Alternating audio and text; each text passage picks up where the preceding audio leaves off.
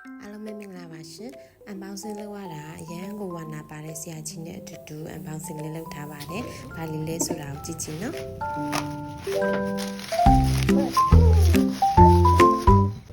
ဒါလေးကတော့ air purifier လေးပါရှင်။ Xiaomi ရဲ့ air purifier လေးပေါ့နော်။ချင်းမိုက်မှာလေးရာတူဥသူကအရန်ကိုစိုးနေတာ air pollution ကလည်းအရန်ကိုစိုးနေတော့လေ။နိုဘာလေးလည်းရှိတဲ့အတွက်ကြောင့်မေမိုတို့ဒါလေးကိုဖြစ်မနေမှာပေါ့နော်။ short စီလေးလည်းရှိတဲ့အချိန်မှာလိုက်တယ်ဆိုတော့လေတန်လေးနဲ့ရလိုက်တယ်ပေါ့နော်။အရန်နဲ့အသုံးသက်ပြီးတော့တန်လေးတက်ပါတယ်။ဆရာကြီးကတော့ဘေးကနေအကုန်လုံးလိုက်ရှုပ်အကုန်လုံးလိုက်ညွန်ချအကုန်လုံးလိုက်ဆက်စုနေတာပေါ့နော်ကြည့်ကြပါနော်我这头胖这个是哪了加油对喽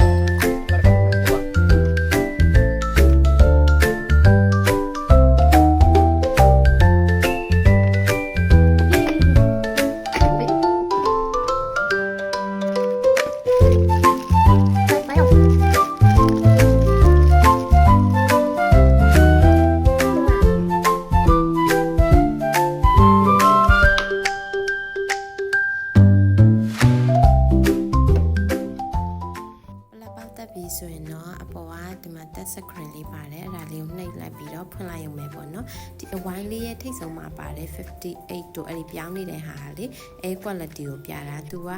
20အောက်ဆိုရင်စိမ်းရောင်ပြတယ်ကျန်တာဆိုရင်လိမ္မော်ရောင်တို့အနီရောင်တို့ပြတယ်ပေါ့နော်ပြီးရင်34 degree celsius ကအခန်းပူချိန်ကိုပြတယ်နောက်ပါတယ်54% ဆိုတာက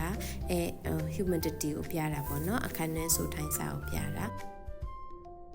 ဒါတော့ညအိတ်ခန်းထဲမှာရိုက်ထားတာကိုပြတာပေါ့နော်2နာရီလောက်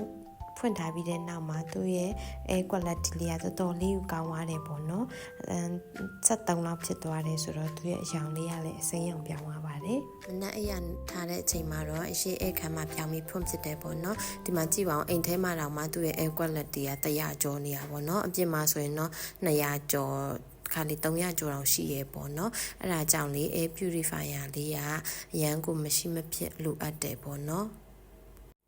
မေမိုးမှထားတာတော့ဒီ Xiaomi 10 air purifier လေးပေါ့နော်သူကိုယ့်ရဲ့အခန်းနေထားအိမ်နေထားပေါ်မူတည်ပြီးတော့သူ့ model တွေကိုရွေလို့ရပါတယ်မေမိုးကတော့ဒီ Xiaomi 4 Lite လေးမှထားတယ်ပေါ့နော်ကိုယ်အိမ်ကလည်းအရင်မကျဲတဲ့အတွက်ကြောင့်အဲ့ဒါလေးနဲ့အဆင်ပြေပါတယ်မှာယူချင်တယ်ဆိုရင်တော့ထိုင်းကနေဆိုရင် Lazada link လေးချပေးထားပါမယ်အဲ့ဒီကနေတစ်စက်မှာယူလို့ရပါတယ်။အော်မေးလို့ short စီရှိတဲ့အချိန်ကိုမှာနော်အဲ့ဒီအချိန်ဆိုရင်ပို့ပြီးတော့တန်ပါတယ်။ကျေးဇူးများတင်ပါတယ်ရှင်။နောက်ဗီဒီယိုဒီမှာတွေ့ပါမယ်နော်။